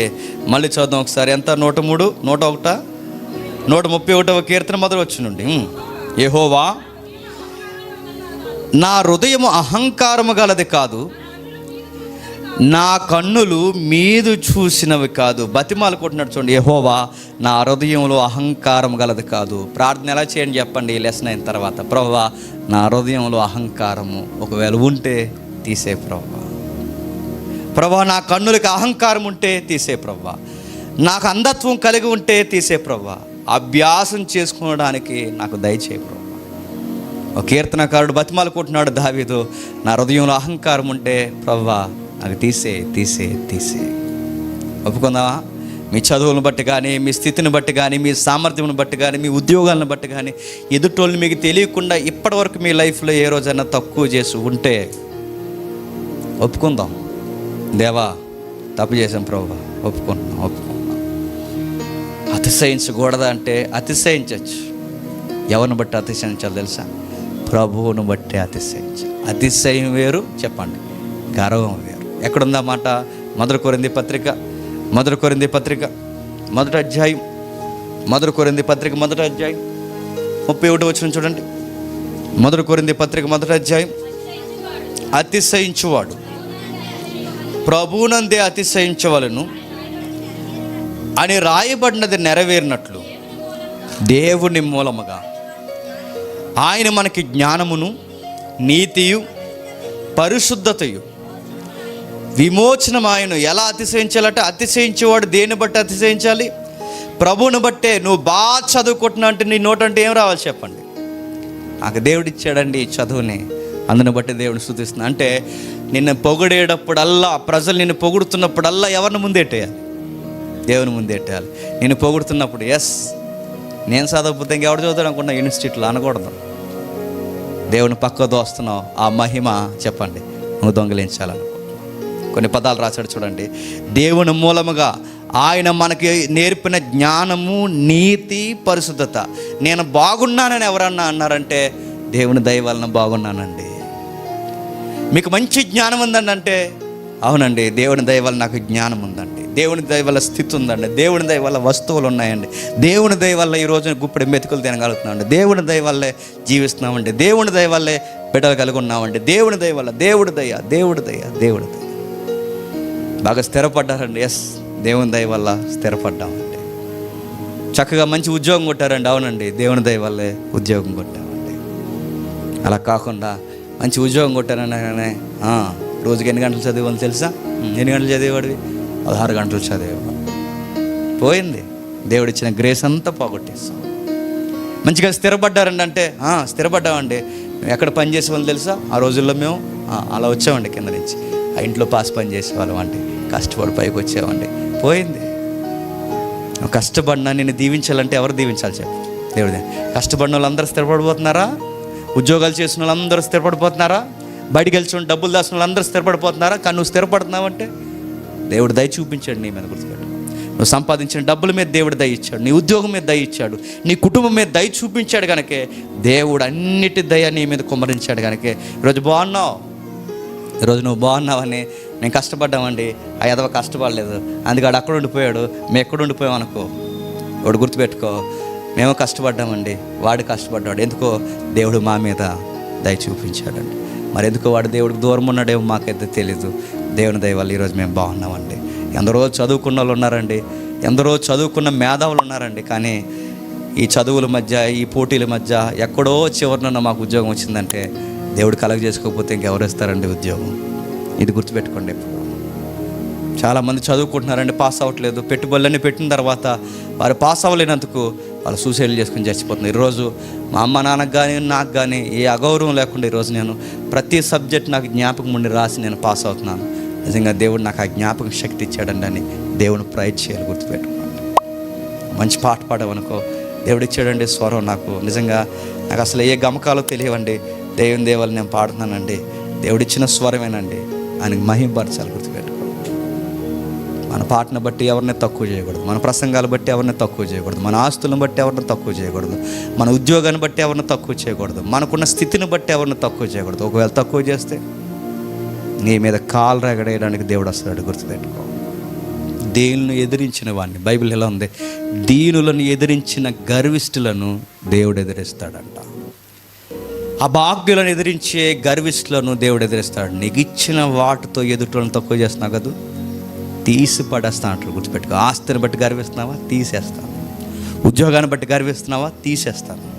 నీ యొక్క ఉన్న తలంతులను బట్టి గర్విస్తున్నావా, తీసేస్తాను. ఎందుకంటే నీకు విధేయత కన్నా, భక్తి కన్నా నీకు ఆ తలంతు, నీకు గర్వం ఎక్కువ నేర్పుతుంది, తీసేస్తాను అంట.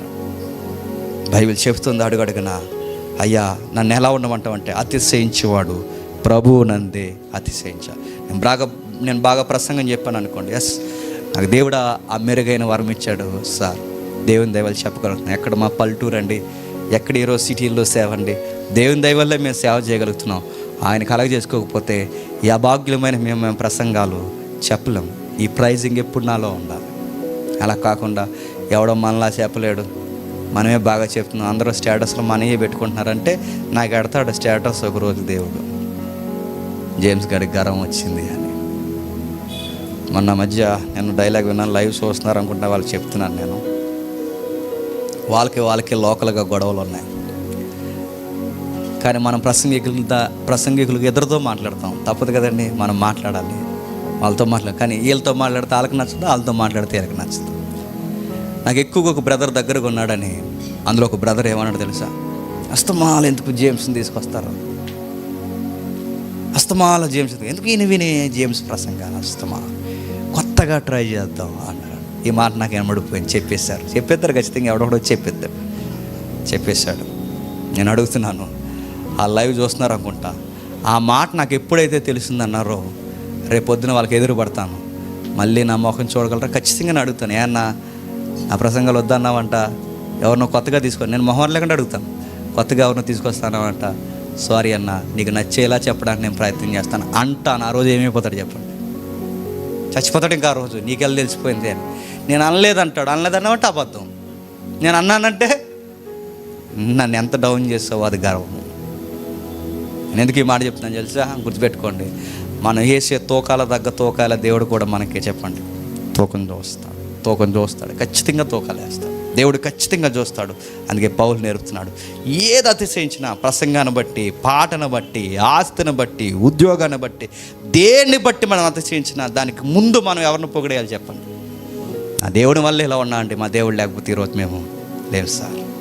ఈరోజు ఇప్పుడు మెతుకులు నచ్చిన కూర వండుకుని టయానికి మేము రెస్ట్ తీసుకోగలుగుతున్నాం అంటే మా దేవుడు మాకు ఇచ్చారు సార్. మా ఉద్యోగాలు మమ్మల్ని ఏం బతికించట్లేదు, ఎందుకంటే ఉద్యోగాలు చేసిన వాళ్ళందరూ హాస్పిటల్ చుట్టూ తిరుగుతున్నారు. ఈరోజు ఆరోగ్యంతో మేము ఉండి ఇంట్లో ఇప్పుడు మెతుకులు మేము తినగలుగుతున్నాం అంటే మా దేవుడు మా శాలరీని అనుభవించే స్థితిని మాకు ఇచ్చాడు సార్. ఎవరిని మాట్లాడుకోండి, ఎప్పుడు దేవుడిని ముందెట్టాలి. అందుకే పౌలు గారు ఒక సూత్రం నేర్పించాడు. ఇదే కొరింథీ పత్రిక 15వ అధ్యాయం, ఎప్పుడు ఇది గుర్తుపెట్టుకోండి, మంచి మాట అంటాడండి ఆయన. వీలైతే ఇది మంచి బంగారు వాక్యాలతో రాసుకుని ఇంట్లో పెట్టుకోండి, ఎంత మంచి మాట మాట్లాడుతున్నా చూడండి. 15వ అధ్యాయం 10 అయినను నేను ఏమై ఉన్నానో అది దేవుని కృప వలనే అయి ఉన్నాను, మరియు నాకు అనుగ్రహింపబడిన ఆయన కృప నిష్ఫలము కాలేదు, కానీ వారందరికంటే నేను ఎక్కువగా ప్రయాసపడినది నేను కాదు, నాకు తోడై ఉన్న దేవుని కృప. ఎంత బ్రైట్నెస్ ఉందండి ఆయనకి, ఎంత బాగా మాట్లాడుతాను. మళ్ళీ చదవండి, నేను ఏమై ఉన్నానో అది దేవుని వలన అయి ఉన్నాను. I am that grace of God. దేవుడే దేవుడే దేవుడు. అపోస్తులు 12 మంది ఇజ్రాయెల్ దేశానికి అంబాసిడర్స్ ఉంటే ప్రపంచానికి అంబాసిడర్గా ఉన్నది నేనే. ఆయనను నేనున్నానని చెప్పుకోవట్లేదు, నా యందున్న దేవుని కృపే ఇంత ప్రపంచానికి సువార్త చేసేలా నన్ను వాడుకుంటున్నాను. మనమైతే వాళ్ళు ఇజ్రాయెల్ దేశంలోనే ఉంటారండి, నేనైతే ప్రపంచం అంతా తిరుగుతానండి. నా పేరేంటో తెలుసండి, ఇంటర్నేషనల్ ప్రసంగికుడు బ్రదర్ జేమ్స్ గారండి. పేతురు లోకల్ ప్రసంగికుడు, ఇజ్రాయెల్ దేశంలోనే ఉంటాడు. కానీ పౌలు గారు ఏమంటున్నారు చూడండి, ప్రభువా నేనేమై ఉన్నాను అది నిన్ను బట్టే, వారందరికంటే నేను ఎక్కువ ప్రయాసపడుతున్నాను. కానీ నాకు ఒక విషయం గుర్తుంది, నేను అంత ప్రయాసపడ్డానికి కారణం నీ కృప నాకు తోడై ఉంది కనుకే నేను ప్రయాసపడ్డాను. నీ కృప లేకపోతే నేను ఎక్కడ తిరగగలనయ్యా, నీ కృప లేకపోతే నేను ఎంత సేవ చేయగలను. అందుకే తమ్ముడు ఎవ్రీ మంత్ క్యాలెండర్ రిలీజ్ చేస్తున్నప్పుడు మన మినిస్ట్రీ మీద వేసే వచనాలు ఈ వచనం ఒకటే, ఆయన కృపను బట్టే మేము ప్రయాసపడుతున్నాం, ఆయన కృపను బట్టే మేము సేవ చేయగలుగుతాం. ఎప్పుడు ఈ విషయం మనకు గుర్తుండాలి. ఈరోజు గొప్ప పరిచర్య చేస్తున్న వాళ్ళు గుండెల్లో ఉన్న గారం ఏంటో తెలుసా, మాలాంటి ప్రసంగాలు మాలాంటి పరిచర్య ఇంకెవడో చేయట్లేదు అంటారు. వాళ్ళు ఏం చెప్పుకుంటారు తెలుసా, యూట్యూబ్లో మాకు 10 లక్షల మంది సబ్స్క్రైబర్స్ ఉన్నారంటారు, ఎక్కువ మంది వ్యూస్ మమ్మల్ని చూస్తున్నారంటారు. నాకు అన్నాడుతున్నాను, ఈ బ్యాలెన్స్ లెక్కలేటరా అంటే ఆ లెక్క ఏంటో తెలుసా, మీకు గర్వం వచ్చేసింది, మీకు గర్వం వచ్చేసింది. మీ మినిస్ట్రీని చూపించుకుంటారు, మా మినిస్ట్రీకి ఎన్ని వేల మంది వస్తారు తెలుసా, మా మినిస్ట్రీకి 10,000 మంది వస్తారు. గర్వం, అది గర్వంతో చెప్తున్నాం. చాలామంది మాట్లాడతారు, మా మినిస్ట్రీకి ఎంతమంది వస్తారో తెలుసా, లక్షల మంది వస్తారు. 1 సర్వీస్ 1 డేలో లక్షల మందికి మేము బోధిస్తామని నువ్వు అంటున్నావంటే నీ గర్వం ఉంది, గుర్తుపెట్టుకో. గర్వంతో మాట్లాడుతున్నావు, గర్వంతో రెక్లెస్గా ప్రతి విషయం నువ్వు ఎదుటివారికి ప్రజెంటేషన్ ఇస్తున్నావు. దేవుడు అంటున్నాడు, దేవుడు మాట్లాడుతున్నాడు, ఏది అతిశయించినా దేవుడిని బట్టే అతిశయించాలి. గర్వం నరకానికి జాతీయ మతం. మరోసారి చూడండి, సామెతల గ్రంథం 14వ అధ్యాయం ముగించుకుందాం. సామెతల గ్రంథం 14వ అధ్యాయం 16వ వచనం.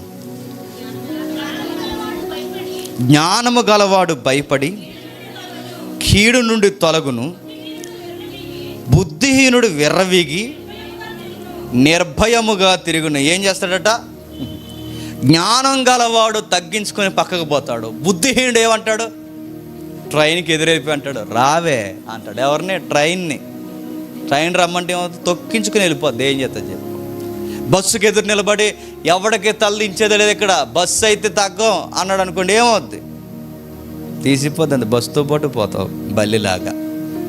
లారీ ముందు నిలబడినా, బస్సుల మీద నిలబడినా నాశనానికి ముందు గర్వం, ఆ గర్వం నిన్ను ఎక్కడ తీసుకెళ్తుంది తెలుసా, ఆ నాశనానికి ముందు నిలబెట్టి నేను ఎవడం మాట విన్నట్టు. ఈరోజు ట్రెండ్ అంతా ఏంటి చెప్పండి, ఎవడం మాట వినరు. వెనకన్నదిగా చూడండి, చిన్న వయసులో చచ్చిపోతున్నారు. మీరు చూసారా, భయంకరంగా రోడ్డు యాక్సిడెంట్లో చచ్చిపోతున్నారు, భయంకరంగా డ్రగ్ ఎడిక్ట్లో చచ్చిపోతున్నారు, భయంకరంగా వ్యసనాల్లో ఎక్స్ట్రీమ్ స్త్రీ వ్యసనానికి పడిపోయి సూసైడ్ చేసుకుని చచ్చిపోతున్నారు. ఎందుకు ఇవన్నీ జరుగుతున్నాయి చెప్పండి, గర్వం. చదువుకోవాలంటే చదువుకోవు, లవ్ చేశాను అంటావు, పోతావు, ఒకరోజు ఖచ్చితంగా పోతావు. నేను చెప్తున్నాను, నీకు బైక్ ఇస్తారు, ఆ బైక్ మీద నువ్వేం చేస్తావు, బైక్ తినంగా తోలు కాలేజీకి వెళ్ళవు, నువ్వు బైక్ ఫ్రంట్ వీల్ ఎత్తేస్తుంటావు, వేరే ఏటో మరి కంపెనీ ఒకటి తెలియదు అనుకుంటావు, ఏటో ఆ ఫ్రంట్ వీల్ ఎత్తేసి తోలేస్తుంటావు, పోతావు, ఆ వీళ్ళు ఎత్తే వీళ్ళు నిన్ను ఎత్తేది తీసిపోతారు అంతే అంబులెన్స్లో. ఎంత గర్విస్తావు. మీరు ఆ యాటిట్యూడ్ మీరు గమనించారా, వాళ్ళు నిలబడినప్పుడు కానీ కూర్చున్నప్పుడు కానీ వాళ్ళ ఫోటో స్టిల్స్ కానీ ఇవన్నీ మీరు అబ్జర్వ్ చేయండి. ఇది గర్వం చాలా ఉందని మనకు అర్థమవుతుంది. వినయం గలవారు వాళ్ళ బాడీలో కనబడుతుంటుంది, వినయం గలవారు వాళ్ళ మాటల్లో కనబడుతుంది, వాళ్ళ చూపుల్లో కనబడుతుంది, వాళ్ళ తగ్గింపు మనకు అర్థమవుతుంది. విలేగ్రహం గారు పెద్ద ప్రసంగాలు చేసేవాడు, 1000 మంది ఫుట్బాల్ స్టేడియం ముందు నిలబడేవారు. వాళ్ళందరూ నిలబడిన తర్వాత ఆ ప్రసంగం అయిపోయి కిందకి దిగిపోయాక అసలు మీరే నా ప్రసంగం చేశారు అని అనేవారట. అంటే అంత సౌమ్యంగా ఎలా అయిపోయారంటే, ఆ ప్రసంగం మీద ఉన్నప్పుడు ఆయన అలా ఉంటాడు, అది దిగిపోయిన తర్వాత చాలా కామ్ గోయింగ్ పర్సనాలిటీ అయిపోతాడు. రెనాల్డ్ అని అమెరికా ప్రెసిడెంట్ ఉండేవాడు, మీకు తెలుసో లేదో. ప్రెసిడెంట్ గారికి ఓ రోజు దుండగులు కాల్పులు జరిపారు, ఫట్ కాల్చారు. ఆయన తీసుకెళ్ళారు, హాస్పిటల్లో జాయిన్ చేశారు. అందరూ విజిటింగ్ అయిపోయింది, వెళ్ళిపోతున్నారు. మిడ్ నైట్ లోపల ఎవరిని ఉంచొద్దన్నారు, ఈ ఐసీ రూముల్లో ఎవరిని ఉంచారు కదండి, ఆ లోపల ఎవరిని ఉంచలేనప్పుడు ఎవరు లేరు. ఆ టైంలో నర్సింగ్ డిపార్ట్మెంట్ డ్యూటీ షిఫ్ట్ మారుతున్నారు. ఆ ఆ టైంలో ఆయన సింక్ ఉంటుంది కదండి చేతులు కడుక్కోవడానికి. ఆ నొప్పుల మీద ఆయన సరిగ్గా కడుక్కోలేక ఆ సింక్ దగ్గర వాటర్ కింద ఒలిగిపోయింది. లోపల ఆయన కిందకి దిగి ఆ వాటర్ ఒలిగిపోవడం ఆయన చూశాడు. ఆయన పిఏ లోపలికి వచ్చాడు.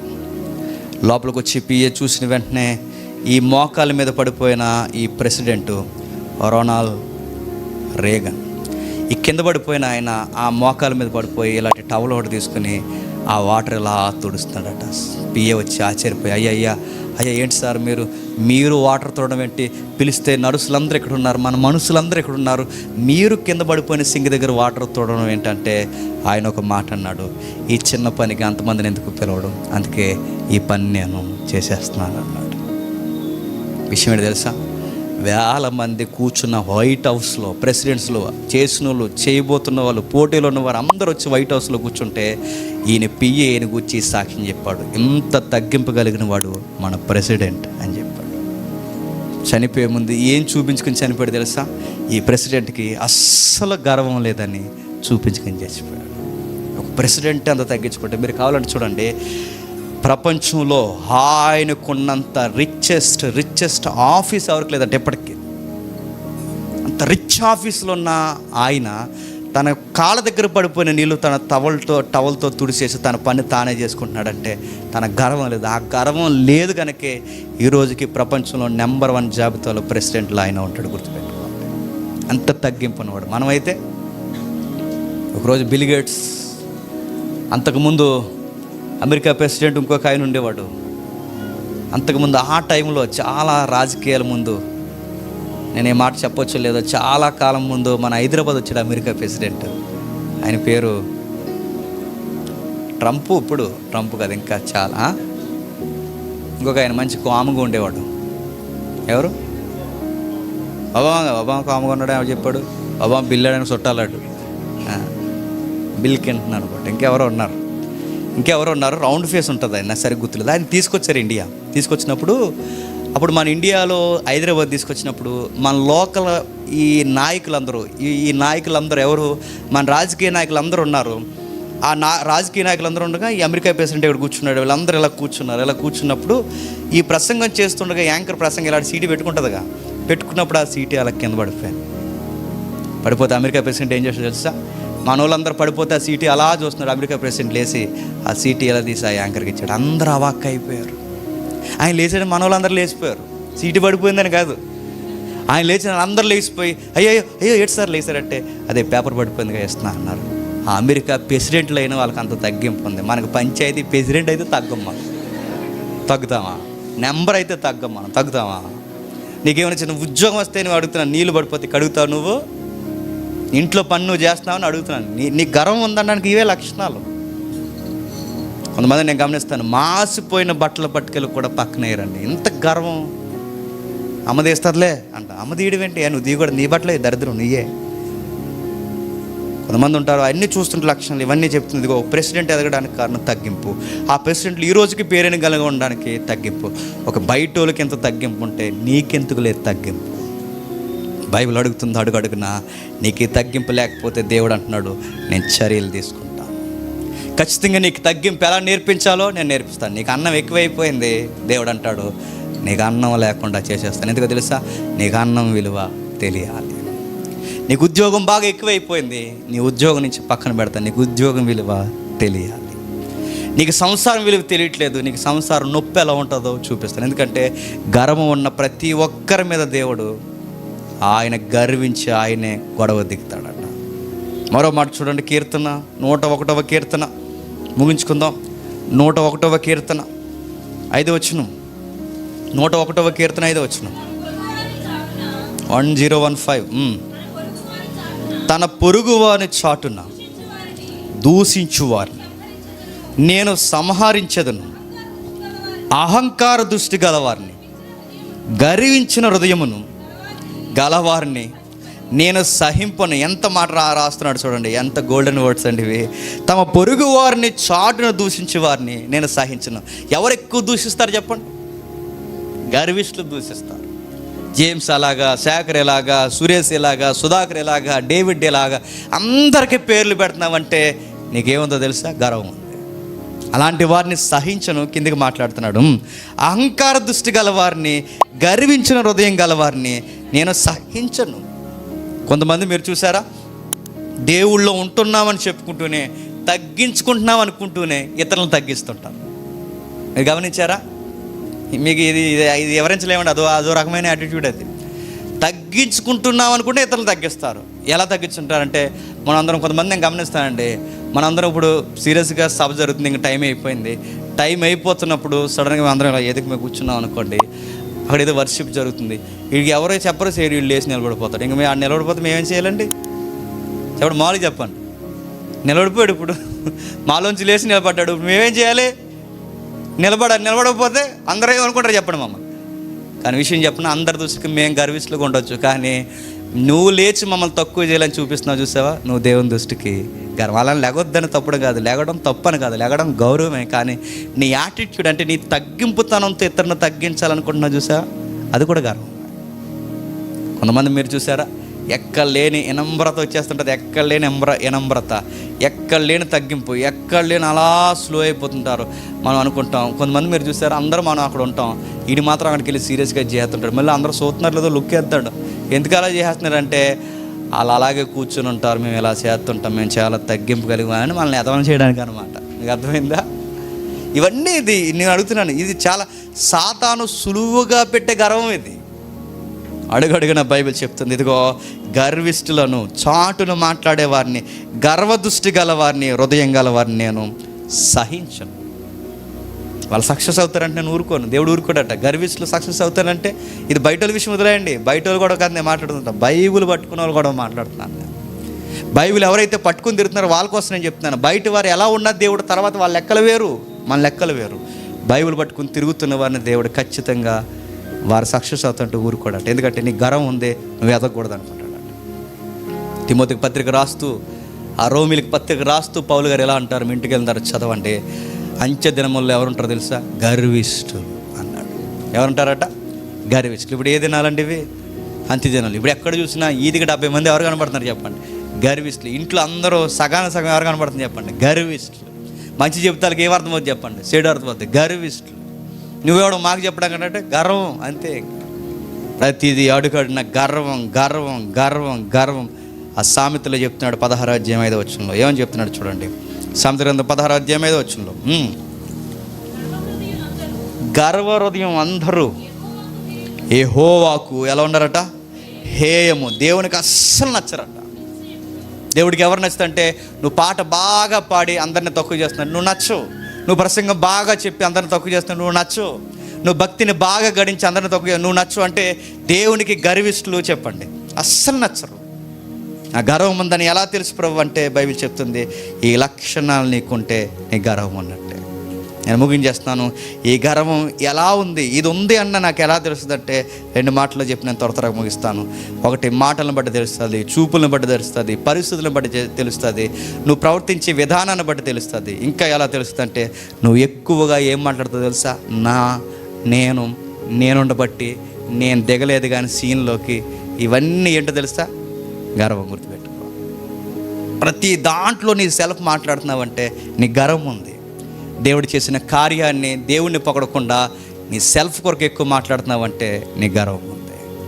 ఇంకా కిందకి చెప్తున్నాడు, ప్రభువా నా వల్ల జరిగిందని నేను అనకూడదు, నీ వల్లే జరిగిందన్న మాట నీ నోట రావట్లేదంటే నీ గర్వం ఉంది.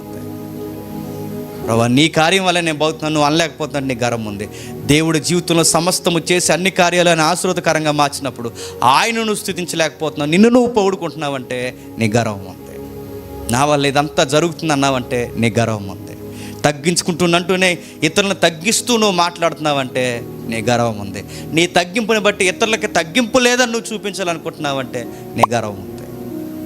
ఇక ప్రాటుగడుగున గర్వం చెప్తుంది, మట్టి పాత్రలమని మనం మర్చిపోయి ఈ ఘటములను బట్టి మనం అతిశయిస్తున్నామంటే మన గర్వం ఉంది. నా అందాన్ని బట్టి, నా బలాన్ని బట్టి, నా కండరాలను బట్టి, నా ఆయుధాలను బట్టి, నా వస్తువులను బట్టి నేను అతిశయిస్తున్నానంటే నాకేముంది చెప్పండి? గర్వం ఉంది. ఇది కనబడుతుంది అంటే బయటికి ఎవరికి కనబడదు, ఇది ఎవరికి కనబడుతుంది చెప్పండి? దేవుడికి కనబడుతుంది. ఇది ఉందని ఎక్కడ తెలుస్తుంది? స్కానింగ్లో తెలియదు. ఎక్కడ మనం ఎక్కడికి పోయి ఏ టెస్ట్లో బ్లడ్ టెస్ట్ చేస్తే బయటపడదు. ఎక్కడ ఈ లక్షణాలు తెలియదు. ఎక్కడ తెలుస్తుంది అంటే ఈ బైబిల్ స్కానర్ దగ్గరకు వస్తేనే నీకు ఈ లక్షణం ఉందని తెలుస్తుంది. ఈ వచనాలన్నీ ముందు పెట్టుకోండి, ఇవన్నీ జ్ఞాపకం చేసుకోండి, ఖచ్చితంగా నీకు అర్థమవుద్ది. అవును ప్రభువా, నాకు ఈ గర్వం ఉంది. నీకు అర్థమైతే దావీదు ఒప్పుకున్నట్టు ఎవరు నాకు చెప్పినా చెప్పకపోయినా నీ వాక్యం ఏం చెప్పింది నేను సరి చేసుకుంటున్నాను. ప్రభువా, నిన్ను బట్టి బ్రతుకుతున్నాను, నిన్ను బట్టే గణపరచబడ్డాను, నిన్ను బట్టే ఎక్కడున్నా నేను ఈ స్థితికి వచ్చాను, నిన్ను బట్టే ఒక ఉద్యోగం చేయగలుగుతున్నాను, నిన్ను బట్టే ఒక పరిచర్య చేయగలుగుతున్నాను, నిన్ను బట్టే ఒక పాట పాడగలుగుతున్నాను, నిన్ను బట్టే నేను స్తుతించగలుగుతున్నాను, నిన్ను బట్టే ఈరోజు సజీవుల లెక్కలో ఉన్నాను, నిన్ను బట్టే ఈరోజు ఎంత గొప్ప కార్యములు నేను చేయగలుగుతున్నాను, నిన్ను బట్టే మా వీధులందరిలో గౌరవంగా ఉండగలుగుతున్నాను, నిన్ను బట్టే. ఇది ఎప్పుడైతే మీరు అంటారో దేవుడు మిమ్మల్ని ఎప్పటికప్పుడే గుణపరుస్తాడు. లాస్ట్గా మాట నేను ముగించేస్తాను. గర్వం ఎలా ఉంటుందండి అంటే మగోడికి రోజు గడ్డం పెరిగినట్టు పెరుగుతుందంట. అది రోజు గర్వం ఉండదా? మగోడికి గడ్డం రోజు ఎలా పెరుగుతుందో అలా పెరుగుతుంది అంటే రోజు ఏమొద్దో చెప్పండి, గర్వం వస్తుంది. రోజు గర్వం అంటే మగోడికి రోజు గడ్డం వస్తుంది అనేది ఎంత వాస్తవమో చెప్పండి. మనిషికి గర్వం వస్తుందని అంత వాస్తవం. ఇప్పుడు గర్వం పోవాలంటే, గడ్డం పోవాలంటే ఏం చేయాలండి? గీసేయాలి. గర్వం పోవాలంటే రోజు ఏం చేయాలి చెప్పండి? దేవుని దగ్గర తీసేయాలి. రోజు గడ్డం మొలుస్తుంది అన్నది ఎంత వాస్తవమో చెప్పండి. ప్రతిరోజు మనలో ఏదో మూల గర్వం వస్తుంది అన్నది కూడా అంతే వాస్తవం. మనం తీసేమండి, మన ప్రసంగం అంటే మనం తీసేవలే, నిన్న వచ్చింది అది.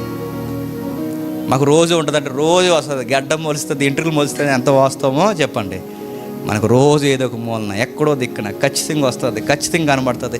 ఈసారి నువ్వు అబ్జర్వ్ చేసుకో, ఈ లక్షణాలన్నీ నీకు ఉన్నాయేమో ఒకసారి నువ్వు గుర్తుపట్టు. ఖచ్చితంగా తెలుస్తుంది, నాకుంది. నువ్వు ఇంటికి వచ్చే మోకాళ్ళే, దేవా నాలో ఎంత గర్వం ఉందేడు ప్రభా, నాకు తెలియట్లేదు, నన్ను క్షమించి. అందుకనేమో నా చదువులు వర్దెలట్లేదు, అందుకనేమో నా ప్రయత్నాలు విఫలమైపోతున్నాయి, అందుకనేమో మా కుటుంబంలో సమాధానం లేదు, అందుకనేమో మేము సరిగా ఉండలేకపోతున్నాం, అందుకనేమో మా పరిస్థితులు తారుమారైపోతున్నాయి. ప్రభువా మమ్మల్ని క్షమించని అడుగు. దేవుడు ఖచ్చితంగా నిన్ను దీవిస్తాడు.